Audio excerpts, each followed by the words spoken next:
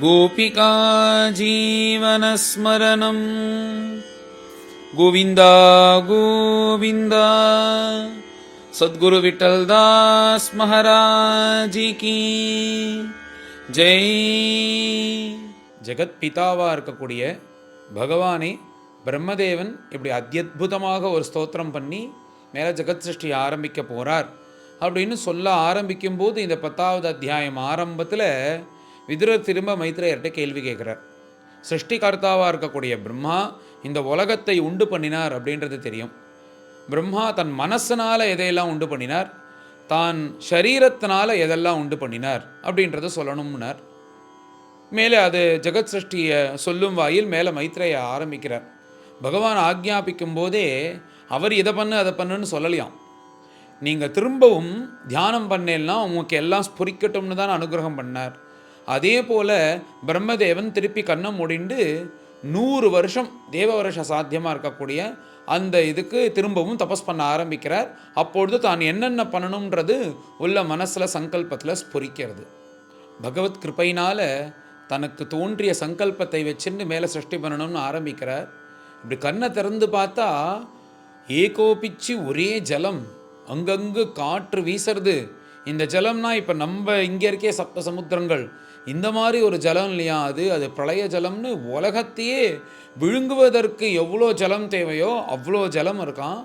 அந்த ஜலம் அதுக்கு இந்த ஜலத்தையே அடித்து கொண்டு போகிற அளவுக்கு காற்று, ஒரே இருள், இப்படி இருக்கான் ஒரு இடம். உடனே பிரம்மதேவன் இப்போ தபஸ் பண்ணதுனால, தப்போ மகிமையினால் இப்படி அந்த காற்றையும் ஜலையும் தான் குடிக்க ஆரம்பிக்கிறார். ரெண்டுத்தையுமே குடிச்சிட்டார். இப்படி ஜலத்தை குடித்து விட்டு எல்லோரும் இருக்கிறதுக்கு உலகம் என்றது வேண்டும்ல, அதுக்காக மேலே என்ன பண்ணுறார் பிரம்மா அப்படின்னா, தான் எந்த தாமரையில் உட்காண்டிருக்காரோ அந்த தாமரையே ஒரு அதிஷ்டானமாக ஒரு ஆதாரமாக வைத்து கொண்டு உலகங்களை உண்டாக்குறார். இப்போ பூர்லோகம்லேருந்து ஆரம்பித்து புவஹா பூஹு புவஹா சுவஹா மகா ஜனஹா தபஹா சத்தியம்னு இந்த ஓம்பூகுல சொல்கிறோமே அந்த 7 லோகங்கள், கீழே அதல விதல சுதல தலாதல ரசாதல மகாதல பாதாளம் அப்படின்ற சொல்லக்கூடிய 7 லோகங்கள். இது பூலோகம் மத்தியில் இருந்து கொண்டு மேலே 6 கீழ் 7 இப்படி இருந்துட்டு இந்த மாதிரி ஒரு 14 லோகங்கள் சேர்ந்த ஒரு உருண்டையாக அதுக்கு ஆதாரமாக அந்த தாமரப்பூவிலே சிருஷ்டி பண்ணுறார். மேலே இருக்கிற சத்தியலோகத்தில் தான் வசிக்க ஆரம்பித்தார்.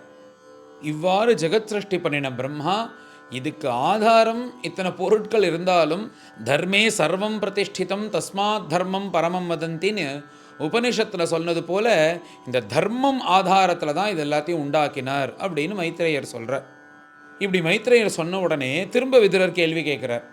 நீர் சொல்லும்போது ஆரம்பத்தில் பகவான் இந்த உலகத்தை உண்டாக்கணும்னு தீர்மானம் பண்ணி பஞ்சபூதங்கள்லாம் உண்டாக்கி காலம் அப்படின்றதான உண்டாக்கினார். அதை உண்டாக்கி பகவான் 1000 சதுர்யுக கால பரியந்தம் யோக நித்ரையில் இருந்தார்னு சொன்னீர்களே, அந்த காலமானது எப்படி இருக்குது? காலம்ன்றது எல்லோருக்கும் ஒரே மாதிரி இல்லையோனோ? பகவானுக்குன்னு அவர் இருக்கிற காலம்ன்றது ஒன்று தனியாக இருக்குது, பிரம்மதேவனுக்குன்னு ஒரு காலம் தனியாக இருக்குது, அடுத்த தேவர்களுக்குன்னு ஒரு காலம் தனியாக இருக்குது, பித்திருக்களுக்குன்னு ஒரு காலம் தனியாக இருக்குது, மனுஷர்களுக்குன்னு ஒரு காலம் தனியாக இருக்குது, அப்புறம் ஜலஜந்துக்கள் இந்த ஜந்துக்களுக்குன்னு ஒரு காலம் தனியாக இருக்குது, ராட்சசர்கள் பிசாசர்கள் இவர்களுக்கு தனித்தனியாக ஒரு காலம் இருக்கே. இந்த காலத்தினுடைய வர்ணனை என்ன?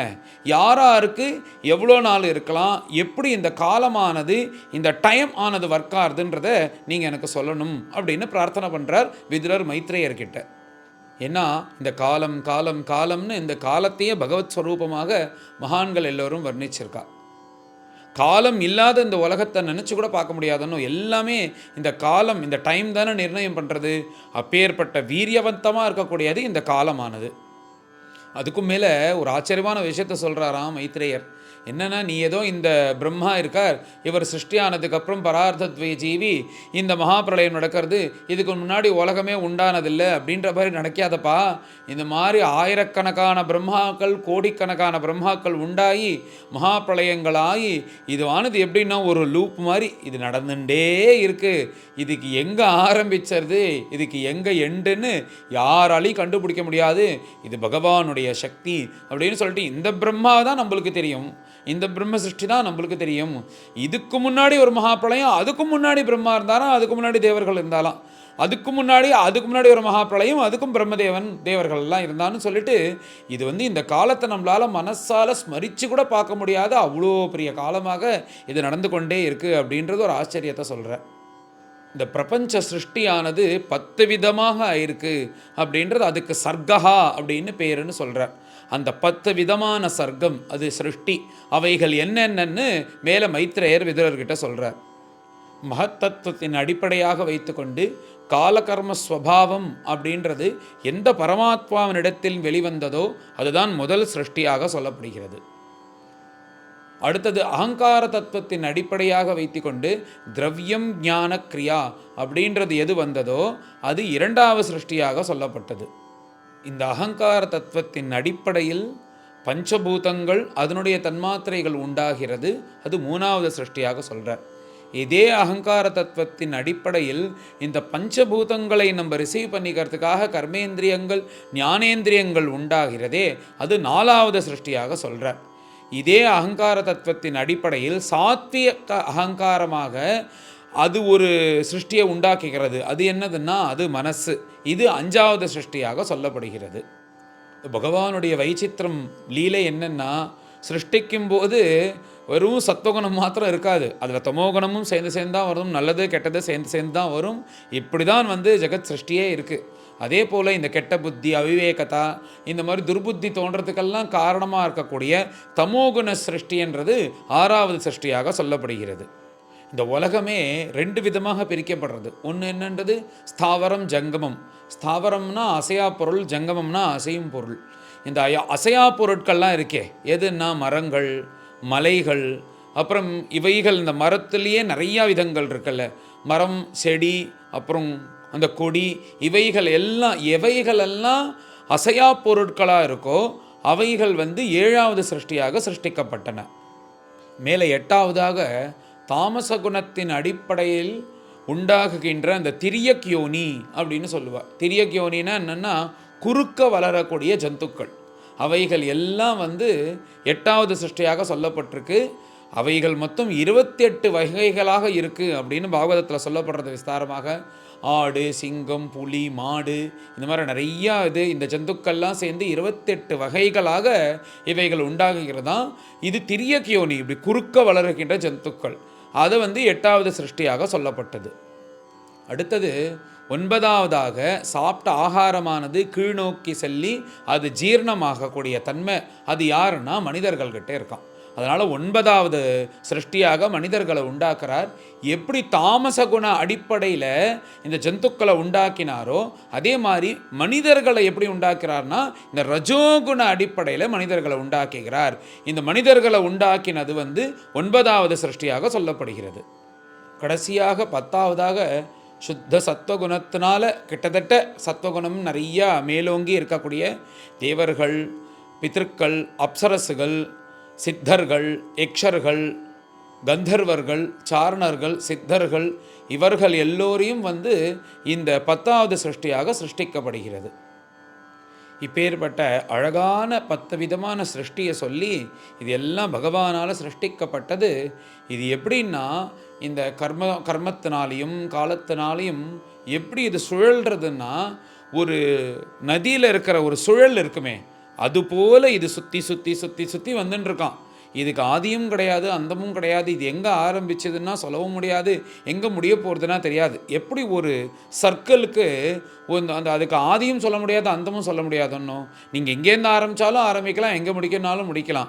இது இங்கேருந்து ஆரம்பித்தது இங்கே முடிஞ்சதுன்னு சொல்ல முடியாதோ, அதே போல தான் இந்த காலச்சக்கரமானது சுழண்டுண்டே இருக்குது. அந்த சுழலில் இத்தனை 10 சிருஷ்டியும் இப்படி உழண்டுண்டே அந்த காலத்துக்கு ஏற்ற போல் இது நகர்ந்துட்டே இருக்குது. இதுதான் பகவன் மாயான சிருஷ்டி அப்படின்னு சொல்லிட்டு மைத்ரேயர் விதுரருக்கு சொல்கிறார். இப்படி இந்த உலகமானது ஏங்கின்றிருக்கு.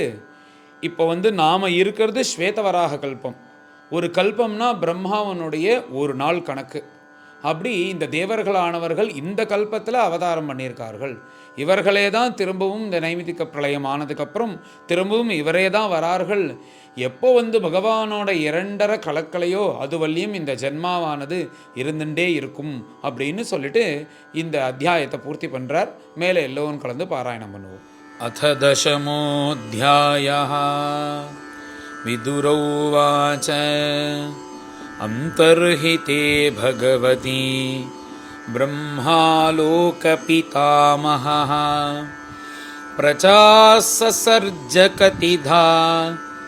दैहिकीः मानसीर्विभुः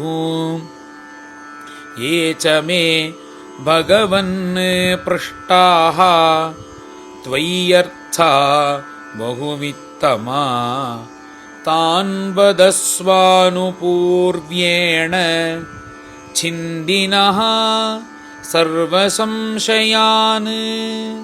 सूत उवाच एवं संचोदितस्तेन क्षत्रा कौशारवो मुनिः प्रीतः प्रत्याहतान् प्रश्नान् हृदि स्थानथ भार्गव। मैत्रेय उवाच विरिञ्चोऽपि तथा चक्रे दिव्यं वर्षशतं तपः आत्मनि आत्मानमावेश्य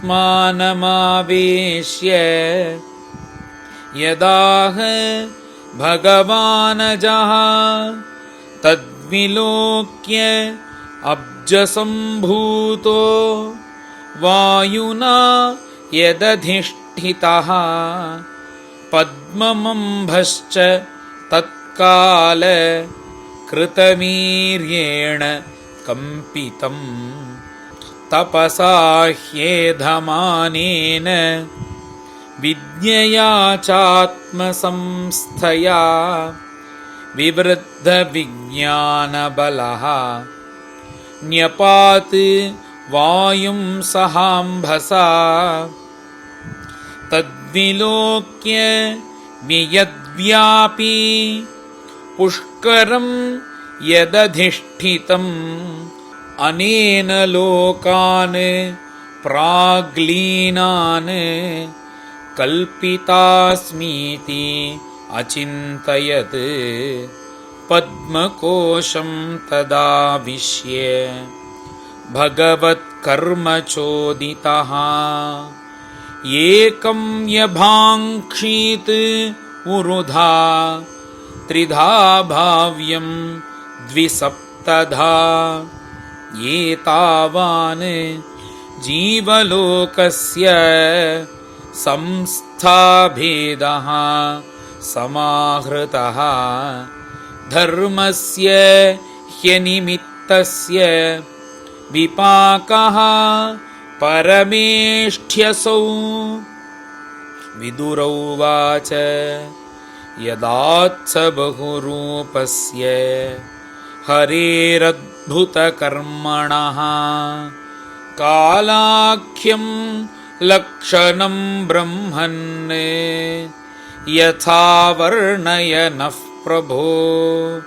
मैत्रेय उवाच गुणव्यतिकराकारः निर्विशेषो अप्रतिष्ठितः पुरुषस्तदुपादानम् आत्मानं लीलया सृजत् विश्वं वि ब्रह्मतन्मात्रं संस्थितं विष्णुमायया ईश्वरेण परिच्छिन्नं कालेनाव्यक्तमूर्तिना यथेदानीं तथाग्रे च पश्चादपि एतदीदृशं सर्गो नवविधस्तस्य प्राकृतो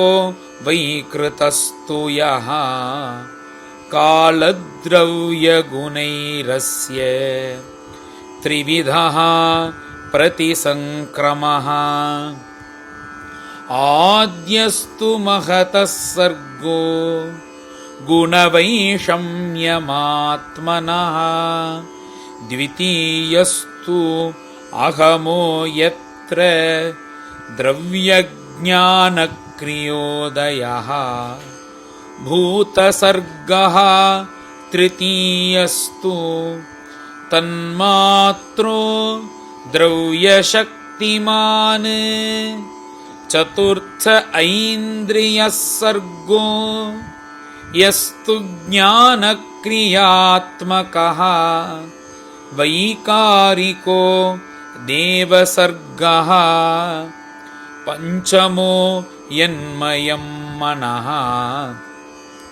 षष्ठस्तु तमसः सर्गो यस्त्वबुद्धिकृतः प्रभो षडिमे प्राकृताः सर्गाः वैकृतानपि मे शृणु रजोभाजः भगवतः लीलेयं हरिमेधसः सप्तमो मुख्यसर्गस्तु षड्विधः तस्थुषां च यः वनस्पति ओषधिलताः त्वक्सारा वीरुधोद्रुमाः उत्स्रोतसः तमः प्रायाः अन्तःस्पर्शाः विशेषिणः तिरश्चाम् अष्टमः सर्गः सोऽष्टाविंशत् विधो मतः अविदो भूरितमसः घ्राणज्ञा हृद्यवेदिनः गौरजो महिषः कृष्णः सूकरो गवयोरुरुः द्विषफाः पशवश्चेमे अविरुष्ट्रश्च सत्तमा खरोश्वोश्वतरो गौरः शरभः चमरी तथा एते चैकशफाः क्षत्तः शृणु पञ्चनखान् पशून् श्वासृगालो वृको व्याघ्रः मार्जारः शशशल्लकौ सिंहः कपिः गजः कूर्मः गोधा च मकरादयः कंकगृध्रवटश्येन भासभल्लूकबर्हिणः हंससारसचक्राह्व काकोलूकादयः खगाः अर्वाक्स्रोतस्तु नवमः क्षत्तरेकविधो नृणां रजोऽधिकाः कर्मपराः दुःखे च सुखमानिनः वैकृतास्त्रयः एवैते देवसर्गश्च सत्तमा वैकारिकस्तु यः प्रोक्तः कौमारस्तु भयात्मकः देवसर्गश्चाष्टविधः विबुधाः पितरोऽसुराः गन्धर्वाप्सरसः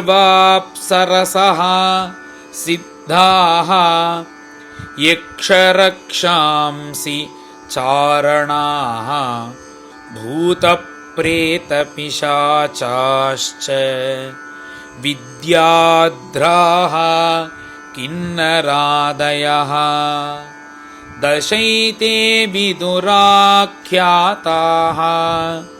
सर्गास्ते विश्वसृक्कृताः अतः परं प्रवक्ष्यामि वंशान् मन्वन्तराणि च एवं रजः प्लुतः स्रष्टा कल्पादिषु आत्मभूर्हरिः सृजत्यमोघसङ्कल्पः आत्मैव आत्मानम् आत्मना श्रीहरये नमः इति श्रीमद्भागवते महापुराणे पारमहंस्यां संहितायां तृतीयस्कन्धे दशमोऽध्यायः।